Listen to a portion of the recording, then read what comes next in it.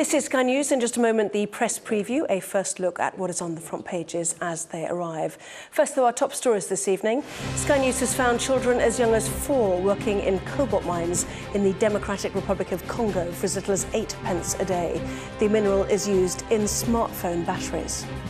Sir John Major has criticised Theresa May and warned that the British people have been led to expect a future outside the EU that is unreal and over-optimistic. And the inquiry into child sexual abuse has been urged to name and shame the perpetrators of abuse and exploitation of British children sent to Australia after the Second World War. Well, hello there. You're watching the press preview, a first look at what is on the front pages as they arrive. In the next half hour, we'll see what's making the headlines with the consultant editor of the Daily Mail, Andrew Pearce, chatting away as ever, and the associate editor of the Daily Mirror, Kevin Maguire. Welcome. Let's talk about what a lovely new studio we're in. Lovely new studio. Very modern. I think it's the 4th we've had. We've all been together so long, but yes. We'll get shot of him soon. So let's check out the front pages, shall we? The Eye reporting on the former Prime Minister, Sir John Major's criticism of the government's Brexit negotiation tactics. Former UKIP leader Nigel Farage has harsh words about the party's only MP, Douglas Carswell. That's according to The Telegraph. The Express reports that EU migrants who settle in the UK after Article 50 is triggered won't be given the automatic right to stay. The Guardian says Donald Trump will announce a $54 billion increase in defence spending in his first speech to Congress, even though America isn't at war. So-called low-risk paedophiles shouldn't necessarily be jailed, according to a senior officer quoted in The Times. A man on trial for the murder of a couple outside a Matalan store allegedly Googled the phrase 16 steps to kill and not get caught before the killing. That's according to the Metro. The Financial Times says a proposed merger between the London Stock Exchange and its German counterpart has hit a snag. The BBC's Director General apparently wants reassurances that vulnerable people aren't being harassed by TV licensing enforcers. That's after an investigation in the Daily Mail. The Sun claims female RAF cadets will soon be banned from wearing skirts. And The Star leading with the spectacular gaffe that saw La La Land wrongly named Best Picture at the Oscars. And no doubt we'll come on to that shortly. So, Daily Mail, Andrew Pearce and the Mirror's Kevin Maguire are here. And you want to pick up on what Sir John Major said. You might well say he's a Bramona, no doubt. But these were stinging words, weren't they, certainly, from one Conservative leader to another. Yeah, hello, I'm still here, as he would do. No, it was absolutely devastating. No, it wasn't devastating at all. It was absolutely devastating. Talking about totally unrealistic expectations and the sale of Brexit. The fact is, a lot of British communities will be worse off, the NHS will be undermined, and she needs, Theresa May, in her approach, she's a bit more charm and a bit less empty rhetoric. You could take note from that yourself. Though, isn't it? She says we might need the skill. He says we, oh, yeah. We might need the skills in the future. Yeah.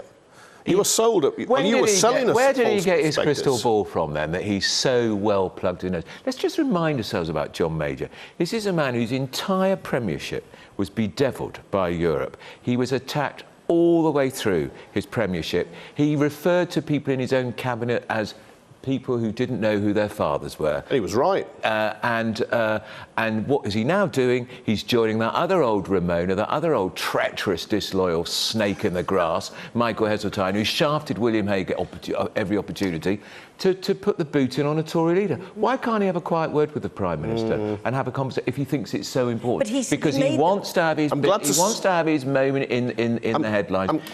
Hang on, Kevin. He spoke out shoulder to shoulder with David Cameron during the referendum. It was called Project Fear. Nobody believed him then, and nobody will believe him now. I'm glad you've engaged with the argument and what he said and the substance of it, rather than what does he know about just it? The character what assassination. Does he know about and I am no great fan of John Major. What do you think was there a dinner at that Chatham House? Well, I hope they didn't have curry if there was. But anyway, I remember the Cones hotline. He did get torn apart. Do you remember the Citizens' Charter? Is it still around? Of course it's not.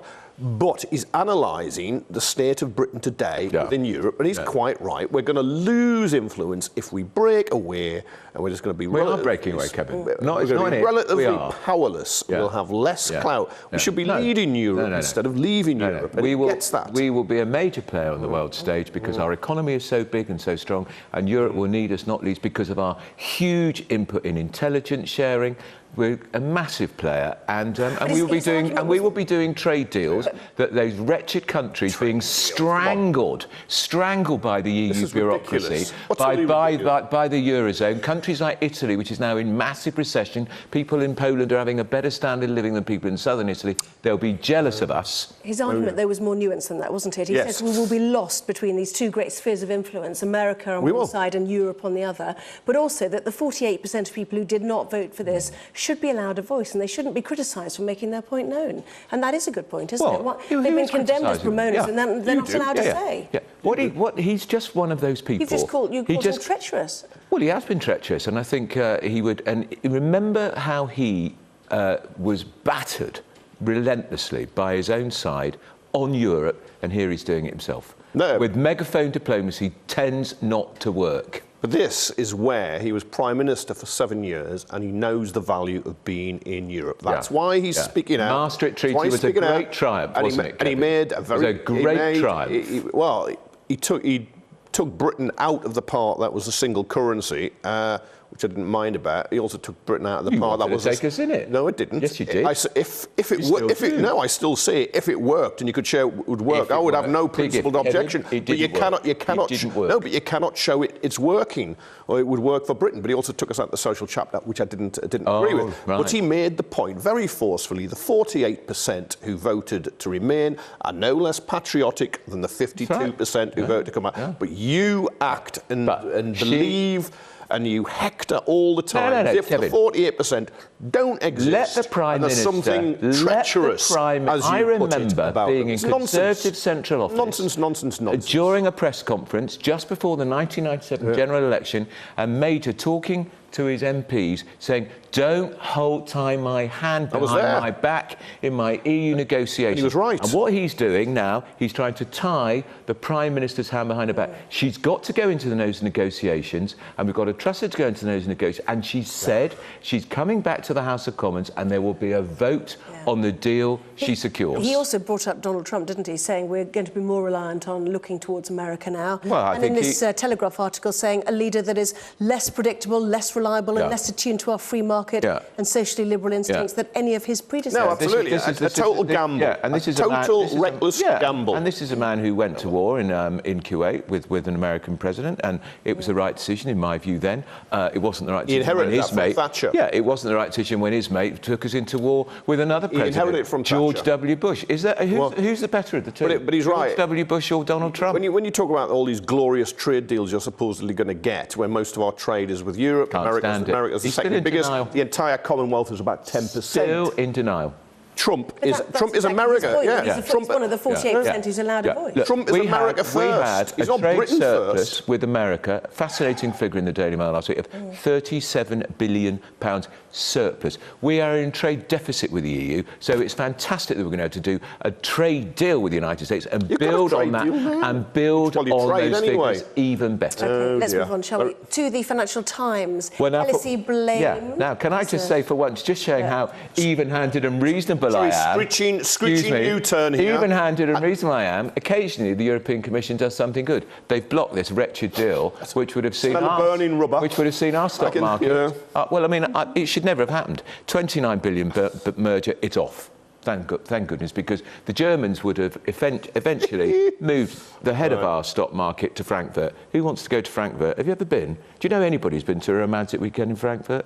No. Hang on. Oh, dear. I don't think bankers... Dump. Let me tell you, it's a complete dump. Bankers don't want to go and work in Frankfurt, Kevin, because it's a dump. But they don't go for romantic weekends. London is... They go to make money. It means London's going to stay at the epicentre of the financial world. He doesn't care, of course, because he thinks these are all bankers and people who are earning far too much money all vote Tory. Fantastic revenue earner for our economy. If you thought romantic weekends or centres for where you go for finance, it'd be Venice, wouldn't it? But it's not. All right, now, I think London's a much better city than Frankfurt. Oh. But Frankfurt will be within the European Union and in the single market in the 27 countries, and London won't, which is why the Corporation of London and the banks are looking for a special deal to try and stay within that organisation. You want to pull the British economy out. It's why Nissan has a secret deal which we do not yet know in order to get the go-ahead for further investment in its plant in Sunderland. Look, Kevin, leaving the European Union, we could roll through a whole row of companies that have said they are going to invest in this country. Google are building a new HQ here, Snapchat, Yahoo, major companies investing in London post-Brexit. And these are important companies. But as somebody who doesn't mind the European Union, quite like it and prefer to stay in, I've no objection to this deal falling. I'm glad the European Union has pulled the plug, because I quite like the idea that the London Stock Exchange is owned in Britain, because you do have more control. OK, let's move on to the Express. I feel a theme coming through your yes, here we go. Here. Is this the sort of Telegraph story of earlier today? It is, yes. Yeah. Well, it's speculative. OK, because Downing Street poo-pooed it slightly. Well, I think it's an option, but it's not a fact. And they're talking about it. No, they are talking about it. It would seem very fast. So what's the story? The story essentially is saying that when Article 50 is triggered, which will be before the end of March, the government could say that EU migrants who come in are no longer... They don't have an automatic right to stay. Exactly. And that's all part of the negotiations about what our EU, the Brits who are living in the EU do, and the EU migrants are living here. Is this muscle flexing already, do you think? Yeah. What's wrong with that? What date are we expecting Article 50 to be triggered? Well, I don't think she'll wait till the end of March. No, well, midway through? The other European countries are going to be singing Ode to Joy and celebrating the 50th anniversary, and she's not going to go to be a party pooper. I think she's going to do it just after that. One of my favourite songs, that. But you've got to do a deal, because there's a million Brits living in the rest of the European Union, and those 3.2 million who are here, many of them have settled, they pay their taxes, do jobs, kids are in schools, and you want them to have some certainty. Trump in The Guardian plans a huge increase in US military spending.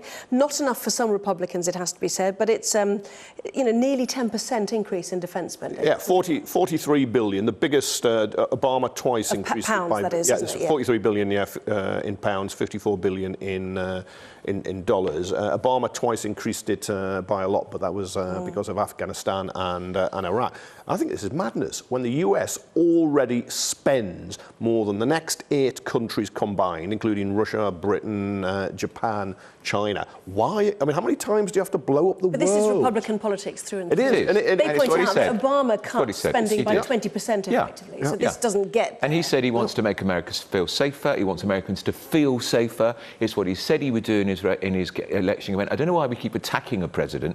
Well, I know why we keep attacking this particular president, but I don't know why we attack a lion, racist, sexual predator. But I don't know why we attack a president who sticks to his promises, because he said he would do this. And actually, there could be some very important business here for Britain, and that's only good news for us. I think you've tried. We've got a very important defence industry. I think it's going to do very well out of this. I bet you. I think you'll find that the American defence industry is bigger than the one in Britain. They tend to buy their own and then flog us stuff rather than really going away. They'll buy some business from us. But I think it's a waste of money when he's going to reduce foreign aid. It's because he's cutting international aid. He can't stand it. He just can't stand it. You would have more influence in creating stability in countries with that aid. Cutting back environmental programmes will not be good for America in the long run. We must take a break. I know that the Pentagon is already getting briefed on the battle against Islamic State, because that is one war he wants to win, isn't it? They're not short of soldiers or equipment in the States.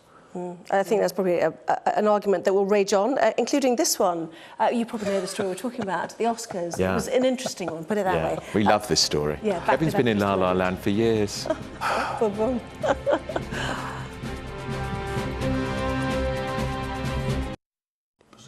Well, welcome back. You're watching the press preview. With me this evening, as ever on a Monday, Andrew Pearce and Kevin Maguire. Let's go, Andrew. Sorry. He never concentrates, does he? Oh, I had that paper on and I've just lost it. I'll bring it back in.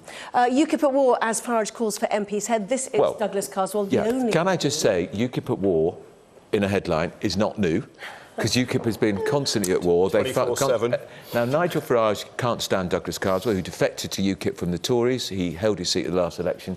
it's escalated, this row, A, in the aftermath of the defeat in Stoke-on-Trent Central, which they should have won that seat, but there is a suggestion that the knighthood that he was recommended for, Nigel Farage, frankly, I think he should have got a dukedom for what he did for us on Brexit, because that's why we got the referendum. But the suggestion that he was nominated for knighthood by the two UKIP peers, that it was blocked by Douglas Carswell, who is the leader of the parliamentary party of UKIP by virtue of the fact he's the only MP. Now, Carswell, I think, says he didn't block it. Farage says he did. Daggers drawn. He's written a piece in the Telegraph today saying the only way they're going to sort this out is to depose and eject Carswell. So the stage is set for another bloody round of infighting in UKIP. He won't go there, Carswell. No. He's well settled. Well, he could be deselected. I wouldn't be surprised if he left the UKIP before the next election in 2020. What, and went to the Tories? I don't think the Tories I think it'll be a problem. I would not be surprised, because he must wonder, why did I bother defecting into this snake Because he'd have lost his seat. Farage is jealous because Carswell won an election as an MP. 7 times Farage failed. But the biggest laugh of all has got to be Farage, who goes around... Don't you think he deserves a knighthood? Goes around, you know, flying first class, parties thrown for him in the Ritz, standing outside of Trump's golden doors, as he attacks the establishment, the elite, the political class, and he's yearning, desiring, going crazy for an establishment knighthood. I mean, come on, it is utterly ridiculous. He deserves it. Utterly ridiculous. Give him the freedom of the City of London. He is part of the Brexit elite. He poses as the champion of the common man. I'll tell you what he is, What's that? He's one of the most successful politicians of his era. All right, he didn't get into Parliament, but he was Man of the Year last year for good reason. Yours. Ask David Cameron what he thinks of Nigel Quick look Farage. at the other stories that you want to talk about, because I do want to get to the Oscars, which you love as well. Yeah, this is quite interesting. After the Mail today highlighted some cases where Capita, which has the £59 million BBC contract to collect the licence fee, have been putting undue pressure on some families. People. Tony Hall, who's the Director General of the Beeb, Lord Hall. is Tony Hall to me. I don't use these titles. I'll leave that to you. And Nigel Farage is demanding urgent reassurance as they aren't putting the thumbscrews on. Non-payment of the licence fee is a problem, because I think the BBC must be losing something like 250 million quid a year with just over 3 billion collected. So that would mean we all have to pay if there's a dodge in the £145.50, but you have to be careful if somebody is really on their uppers or have they've been targeting vulnerable people. Yeah, and they've been getting bonuses to get people into court. They want people into court because of the publicity, and they think that sends out a message. And it's not a nice way to do business. Okay. No. Well done to my paper. Let's talk Oscars then. The gripping, real story Now, behind look, the I've got to Oscars tell you, debut. my colleague Baz Bamidboy, he knows all these people so well. I can't wait to read it. Okay. He will have talked to both of them. But Warren Beatty, I've got to say, I feel a bit sorry for him. I mean, he was left... He knew there was something wrong. He did. And... he passed it to Faye Dunaway to make a decision, and she only saw the words She only saw... la. I know, exactly. He saw it was wrong, and he was too doddery to do anything about it. Do you think Warren Beatty's face has moved for 4 or 5 years? It couldn't move. Right. Amazing. She's too slightly old. Everyone was saying, why didn't they read the bit at the bottom where it said Best Actress? Because you probably need glasses. And he at wouldn't that wear age, them because didn't he's too vain to wear his glasses. You're so vain, that's it. But it is daunting. If you are coming up with a film script for something going wrong at the Oscars... But it was fantastic. It would be hard to beat this. And I know you hate Trump, but can you imagine the joy Donald Trump got when he woke up in the White House, knowing they'd all been slagging him off, to know he probably said, was it fake news? Yeah, no, exactly. absolutely. Yeah, he's entitled to have a laugh. Hey, you're up as we do. Gentlemen, we'll see you at 11:30. Thank you very much indeed. Let's check out the weather. Like the studio.